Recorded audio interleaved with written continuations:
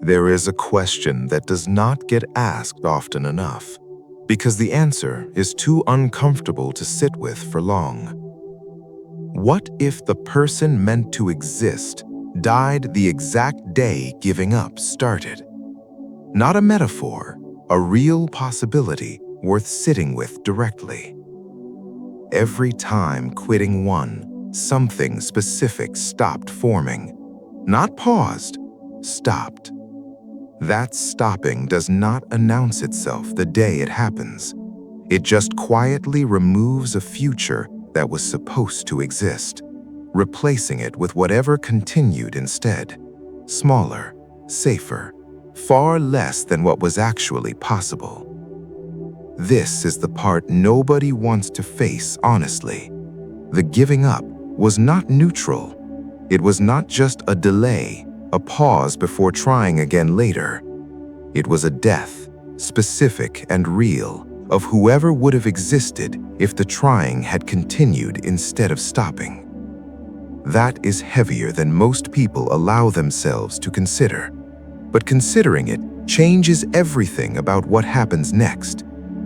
Every day that continues now is either another quiet burial, repeating the same death over and over, or it is a resurrection, slow and unglamorous, of exactly what got buried the first time quitting one. There is no neutral option remaining here.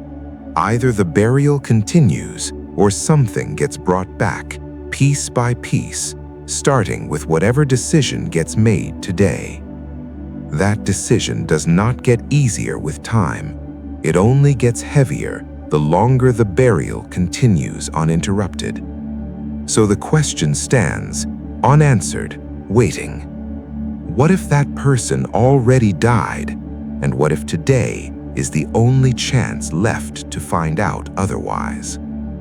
Fear of staying the same sounds like weakness from the outside. It is not. That fear was the only thing actually growing while everything else stayed frozen. Terror of remaining unchanged year after year, repeating the exact same patterns without any real movement, is not a flaw to apologize for. It is the only honest signal still functioning underneath all the comfortable explanations offered to avoid facing it directly. Most things stopped growing a long time ago. Habits, excuses, the exact same justifications, recycled, repeated, unchanged, regardless of how many times they failed to actually produce anything different. The fear kept growing anyway, quietly, underneath all of it, sharper every year, harder to ignore. That growth is not comfortable. It is supposed to be uncomfortable because comfort was never going to produce the change that fear has been pointing toward this entire time. Recognizing that fear as the only thing still alive and developing while everything else calcified into routine changes the entire relationship with it. It stops being something to silence. It becomes the only reliable signal left, screaming that staying the same has already cost more than anyone wants to admit honestly. That signal is still screaming right now. Listen to it instead of trying to quiet it down again. What grows next depends entirely on whether that fear finally gets followed instead of buried under one more excuse. Destiny gets discussed like a guarantee, something owed eventually to anyone patient enough to wait for it. Some people do not get destinies, they get deadlines instead, with no guarantee attached. That distinction matters enormously, and almost nobody addresses it honestly. A destiny implies inevitability. Eventually, somehow, it arrives regardless of effort, simply because it was always meant to happen. A deadline implies the exact opposite. Nothing arrives automatically. There is only a window, finite and closing, during which something either gets built or it does not happen at all. Treating a deadline like a destiny is dangerous. It produces waiting where urgency was actually required. It produces patience where action needed to happen instead. This requires a complete reframe. Whatever is being chased here was never guaranteed to arrive on its own schedule. It has a window, closing steadily, regardless of how much waiting happens inside it. That window does not extend itself out of sympathy for delay. It does not wait for readiness to feel complete before closing anyway. So treating this like a deadline rather than a destiny changes the entire posture required to meet it. Less waiting, more building immediately, with whatever time remains inside the actual window still open. That window is closing right now, the same way it has been closing the entire time this conversation has been happening. What gets built inside it depends entirely on whether it gets treated as guaranteed or genuinely limited. Potential gets handed out generously, offered as comfort, as encouragement, as a kind word meant to soften whatever has not happened yet. What if potential is just a polite word for not yet, maybe never? That possibility deserves to be considered honestly, rather than dismissed because it feels uncomfortable to sit with directly. Potential sounds permanent, like something secured, waiting patiently to be claimed whenever the timing finally feels right. It is not permanent. It is conditional, entirely dependent on whether it actually gets converted into something real before time runs out on the conversion itself. Unclaimed potential does not stay potential forever. Eventually, it just becomes a story told about what might have happened, a polite explanation offered for why nothing actually did. That is the uncomfortable truth hiding underneath every comfortable compliment about potential ever offered. It was never a guarantee. It was a closing window disguised as encouragement, mistaken for something secure simply because the word sounded reassuring. This requires treating potential as urgent rather than comfortable, something that expires quietly, without announcement, the longer it goes unclaimed. So the question is not whether potential exists. It clearly does. The actual question is whether it gets converted into something real before the polite word for not yet finally becomes the permanent word for never. Waiting felt productive for a long time. Preparing, getting ready, becoming someone eventually, once the conditions finally lined up correctly. Waiting became the entire identity instead of ever being a step toward one. That is the trap nobody warns about clearly enough. Waiting was supposed to be temporary, a brief stretch before the actual becoming finally started in earnest. It rarely stays temporary. It calcifies, slowly, into something permanent, something mistaken for patience when it is actually closer to paralysis. Years pass this way, still waiting, still preparing, still becoming someone eventually, except eventually never actually arrives on its own schedule. What gets built instead, without anyone intending it directly, is an identity built entirely around waiting itself, not the destination, the waiting room. That is a heavier realization than it sounds.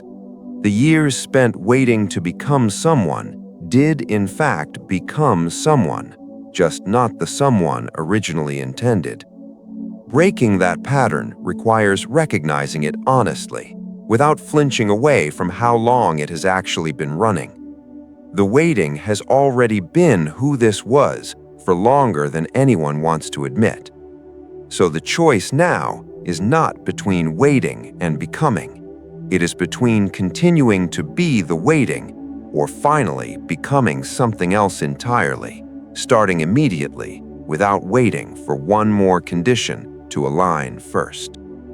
Being chosen sounds like the explanation for anyone who eventually succeeds. A comfortable story that removes effort from the equation entirely. Maybe nothing was ever chosen here. Maybe the only thing that ever mattered was refusing to stop.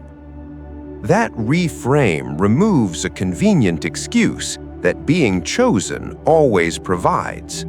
If success depends on being chosen, then failure to succeed simply means not being chosen, a conclusion that requires nothing further to be examined. If success depends instead on refusal to stop, the entire explanation changes completely.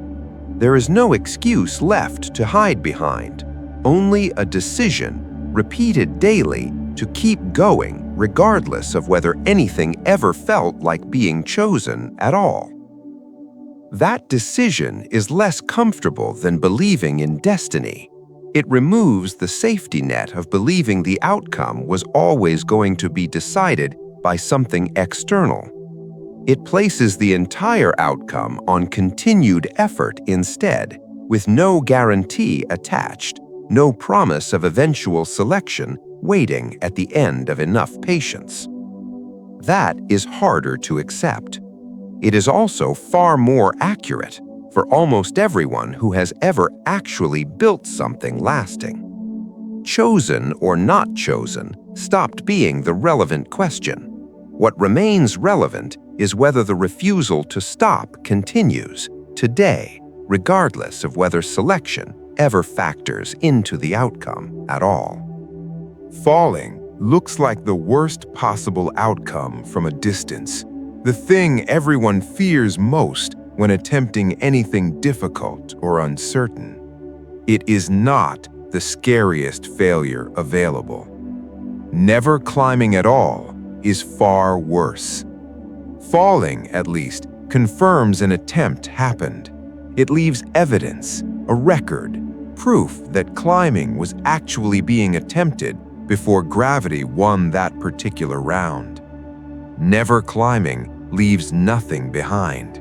No evidence, no record, just an absence, quiet and permanent, where an attempt should have existed, but never actually did.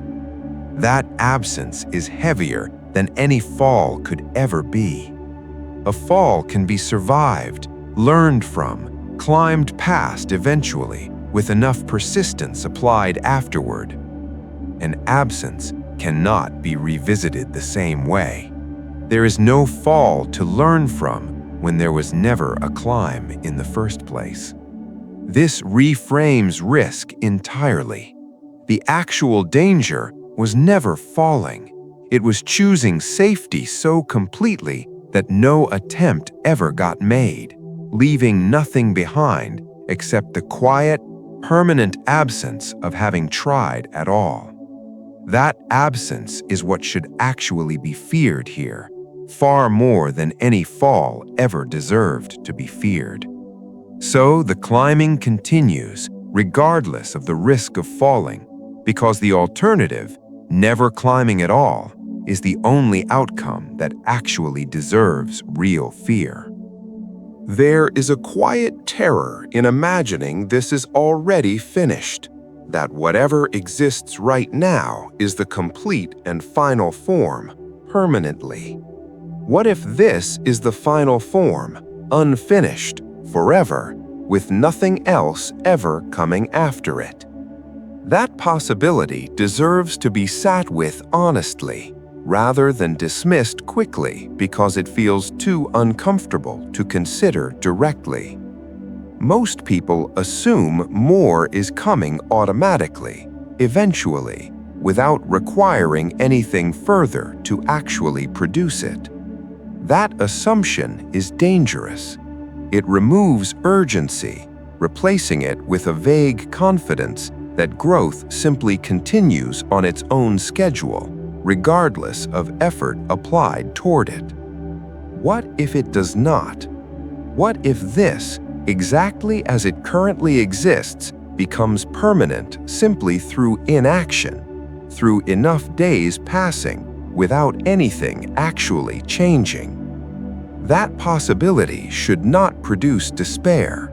It should produce urgency, immediate and specific, about exactly what continues to remain unfinished while time keeps passing regardless. Nothing here is actually permanent yet, but it becomes permanent through neglect, through enough days of treating it like a guaranteed stage instead of an open, unfinished question still being actively decided. So this gets treated as exactly that, an open question, decided daily through whatever continues to get built or continues to get neglected starting today. Becoming something dangerous sounds like the worst possible outcome to most people, something to avoid at all costs through careful restraint. The actual fear is different. The actual fear is becoming nothing worth fearing at all. A monster, at minimum, commands attention, respect, however reluctant, a presence too significant to ignore, regardless of how that presence gets judged by anyone watching from outside. Nothing worth fearing commands nothing, no attention, no respect, no presence significant enough to register on anyone's radar at all. That absence of impact is far more terrifying than any monster could ever be. A monster, even feared, still matters enough to be discussed, considered, accounted for by whoever encounters it. Something forgettable does not even earn that. It simply disappears, unremarkable, leaving nothing behind worth remembering or fearing either way. This reframes the actual danger being avoided here. The goal was never to stay safely harmless. The goal was to matter enough that mattering itself carries weight, regardless of how that weight gets received by anyone uncomfortable with it. Becoming something significant, even something some might call dangerous, beats becoming nothing significant at all every single time that comparison gets made honestly. Destiny got promised freely, the same way it always does, offered as a guarantee attached to patience and eventual readiness. Nobody ever promised surviving long enough to actually claim it. That distinction changes everything about how urgently this gets pursued. A promised destiny implies the timeline is secured, that whatever needs to happen will happen eventually, regardless of how much time actually passes along the way. Survival was never part of that guarantee. Time runs out regardless of destiny, regardless of how patiently anyone waits for the right conditions to finally align. That realization removes the comfort of assuming there is always more time available later. There might not be. The destiny might be real, fully intact, waiting exactly as promised. And the window to actually claim it might close anyway, simply because waiting consumed the only time that was ever actually available to act inside. This requires urgency that patience alone never provides. Whatever destiny exists here does not wait for survival to be guaranteed before its window starts closing regardless. So the pursuit happens now, immediately, treating every remaining day as part of the only window that was ever actually promised, separate entirely from whatever destiny was promised alongside it. Dreaming in potential felt comfortable for a long time, open-ended, spacious, full of possibility that never actually demanded anything specific or immediate. Now the dreaming happens in countdowns instead, specific and closing with every day that passes. That shift changes everything about how each day gets approached. Potential never runs out, at least not visibly, not in a way that creates immediate pressure to act before time actually expires. A countdown does exactly that. It creates pressure, specific and unavoidable, attached to a number that keeps decreasing, regardless of how comfortable open-ended potential once felt. That discomfort is necessary. Open-ended potential allowed for endless delay because nothing ever felt urgent enough to interrupt the comfortable spaciousness of unlimited time. A countdown removes that spaciousness entirely. Every day spent waiting becomes a day subtracted from a number that does not replenish itself through patience or good intentions. This is not meant to produce panic. It is meant to produce clarity, sharp and specific, about exactly how much time remains for whatever still needs to happen. The dreaming changed because the actual situation changed. What gets done with whatever time remains on that countdown determines everything that happens after it eventually reaches zero. There is a version of strength that only exists somewhere ahead, fully formed, complete, waiting in a future that has not arrived yet. What if the strongest form only exists in a future that never actually gets reached? That fear deserves to be examined directly rather than dismissed as unnecessary worry.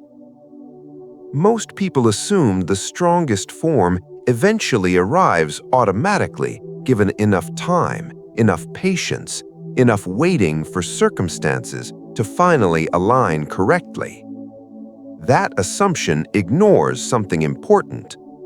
Arrival was never guaranteed. The future containing that strength only exists if the path toward it actually gets walked, deliberately, today and every day after it. If the path does not get walked, the future does not arrive either. The strongest form simply remains theoretical, unrealized, permanently stuck somewhere ahead that never actually becomes now. That possibility should produce urgency rather than despair. The strength is not guaranteed by existing somewhere ahead conceptually. It only becomes real through the walking, the daily walking, that actually closes the distance between here and wherever that strength currently waits. So the walking continues, today, specifically, because the alternative, an unreached future holding unrealized strength forever, is the only outcome that should actually be feared here. Becoming gets discussed like a promise, something owed eventually, secured simply by intending it strongly enough. Becoming is a promise. Most people die mid-sentence before the promise ever finishes being spoken. That image deserves to sit uncomfortably because it is accurate far more often than anyone wants to admit honestly. A promise unfinished is not the same as a promise broken through malice. It is simply incomplete, interrupted, left hanging exactly where momentum ran out before the sentence could actually reach its conclusion. Most lives end this way, mid-sentence, becoming something part-way, without ever fully arriving at whatever the becoming was actually building toward. That is not necessarily failure in the dramatic sense. It is simply incompletion, common, quiet, and rarely discussed honestly while there is still time to finish the sentence differently. Recognizing that risk now, while there is still time remaining, changes the urgency around finishing rather than simply continuing indefinitely. The promise does not finish itself automatically just because it started. It requires continued effort, sustained, all the way to whatever the actual completion looks like. So this sentence, whatever it currently looks like, continues being written deliberately, specifically to avoid ending midway, through, unfinished, the same way so many promises eventually do. Dying weak sounds like the worst possible outcome, the thing most people fear when imagining how their effort might eventually fall short.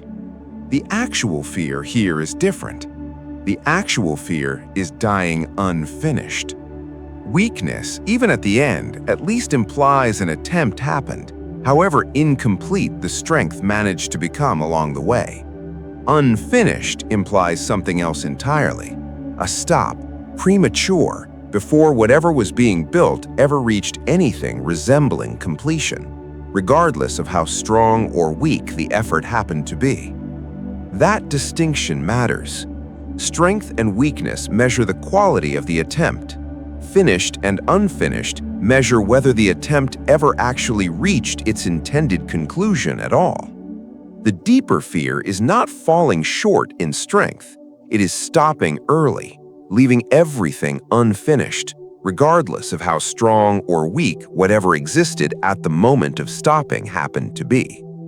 That fear should drive continued effort, specifically toward completion, rather than toward some abstract measure of strength that misses the actual point entirely.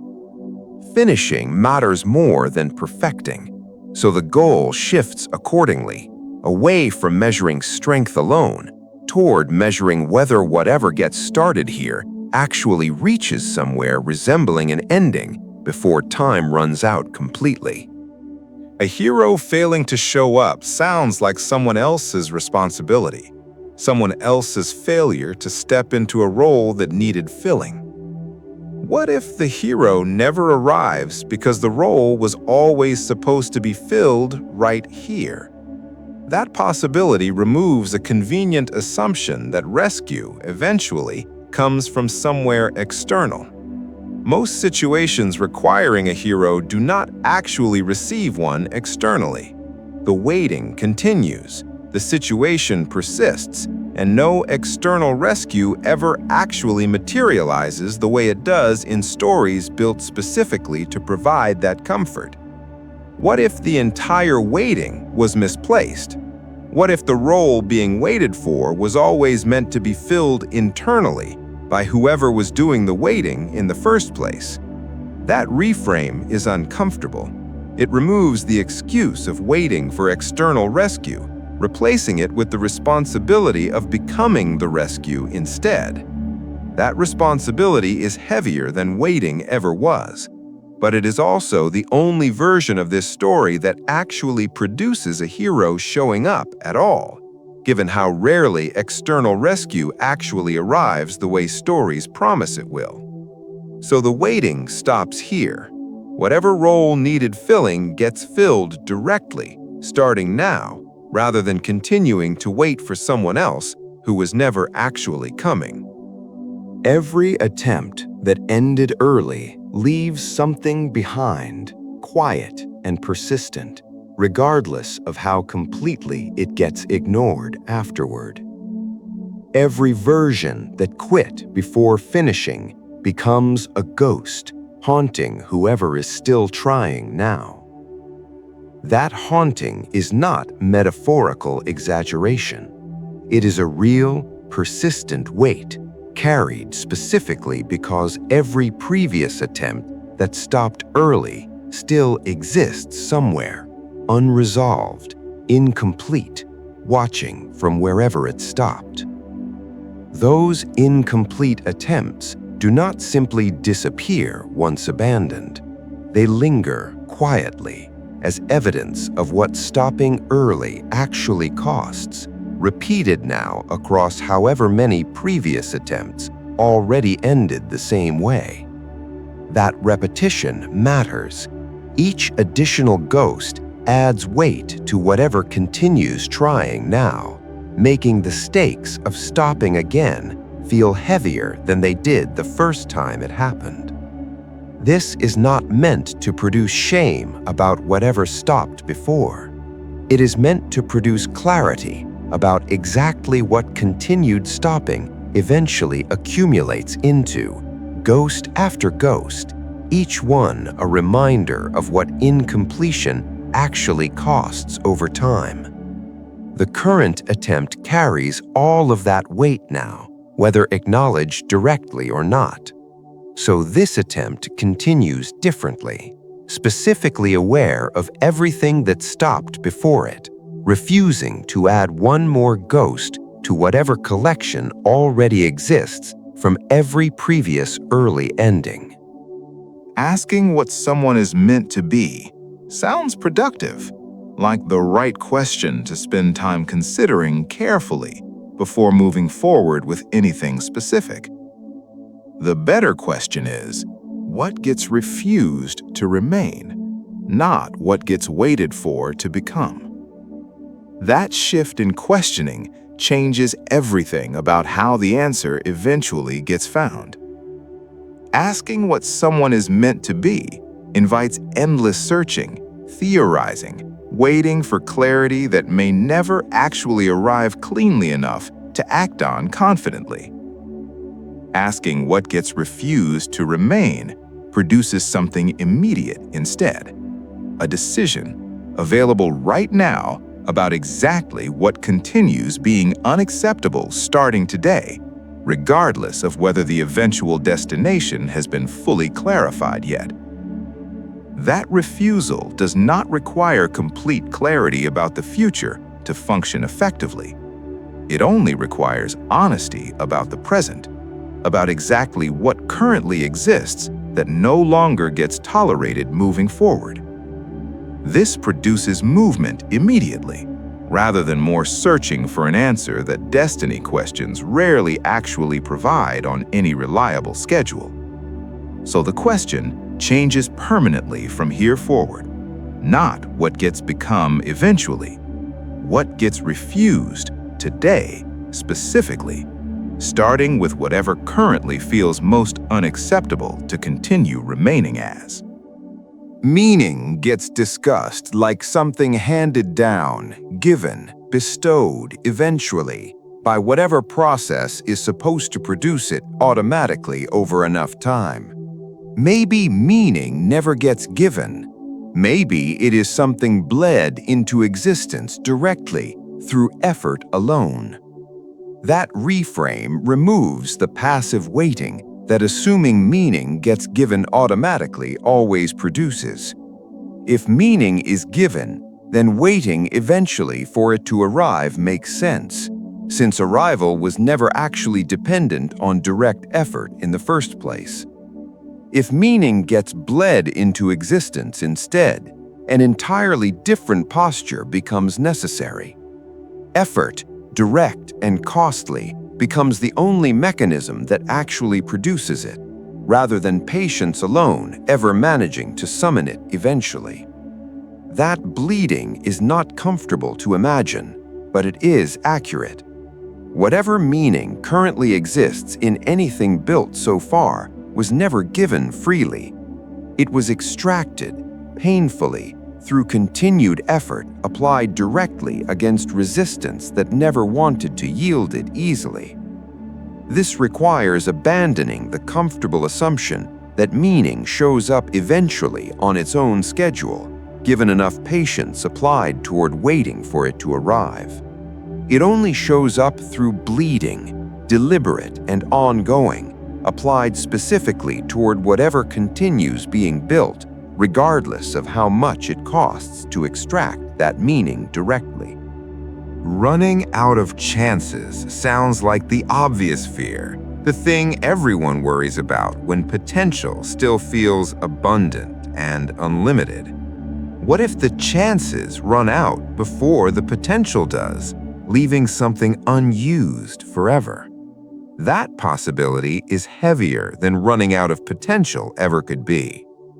Running out of potential at least implies everything available actually got used completely, fully, leaving nothing unrealized behind once the running out finally happened. Running out of chances while potential still remains unused is different entirely. It means something real existed, fully capable, fully ready, and simply never got the opportunity to actually become anything before time closed the window permanently. That outcome is the most painful version available here, more painful even than failure itself. Failure at least implies an attempt happened. Unused potential implies nothing ever got attempted in time, despite being fully capable the entire time it sat waiting. This produces urgency that potential alone never quite manages to produce on its own. The chances are limited, closing steadily, regardless of how much capability continues sitting unused while they close. So whatever potential exists right now gets used immediately, specifically because the actual danger is not lacking ability, it is running out of opportunity before that ability ever actually gets the chance to matter. Becoming terrifying sounds extreme. Most people spend their entire lives avoiding it. They choose moderation. They choose comfort. They choose restraint. Because being unforgettable has a cost. But the choice has always been simple. Terrifying beats forgettable every single time. Everything you've heard has been leading here. The version of you that died the day you chose comfort. The fear that kept growing while your life stood still. The deadline that never waited for destiny. Potential that expired before it ever became reality. Waiting that slowly became an identity. Refusing to settle instead of begging to be chosen. Fearing an empty life more than a painful one. The unfinished version of yourself becoming permanent through neglect. Realizing it's better to become dangerous than invisible. Accepting a destiny with no guarantee of survival. Watching the countdown replace the illusion of endless time. Knowing the strongest version of yourself cannot save you if it never exists. Promises left unfinished. Dreams abandoned mid-sentence. The fear of dying unfinished outweighing the fear of dying weak.